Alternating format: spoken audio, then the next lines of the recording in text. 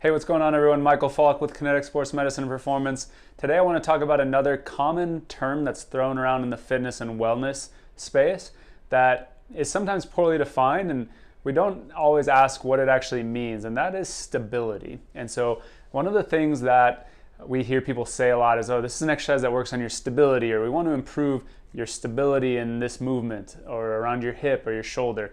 But what does that actually mean? Some people immediately hear stability and they start thinking about balance, and so they'll want to do a lot of just single leg balancing type exercises, and that's not exactly the case. It's another one of these terms that is relatively poorly defined, but I think the best definition that I've heard for stability and the way that we think about it is how well can you dissociate a movement. And what I mean by dissociate is how much can you get one section of your body moving in one direction without having to move the rest of your body.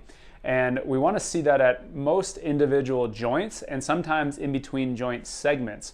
And so when we start talking about stability, we are talking about why we want to be able to, say, hold our shoulder in this position and rotate for a baseball player where I'm just getting my arm bone moving without also letting my shoulder joint have to move or my back have to start arching, right? And that's something that we'll see commonly in a lot of different movements where someone will move their arms overhead and they'll have to arch their back. Someone might start marching a hip up and they'll immediately start rounding through their low back. They can't stabilize or prevent one section of their body from moving while they move in another section of their body. And what that can create is just lots of inefficiencies. So whether we're talking about running technique, where we want to stay slight rotations, but we don't want to see a lot of like side-to-side movements as we happen. And that's a common compensation that we'll see when people run, that there'll be too much motion at other segments of their body.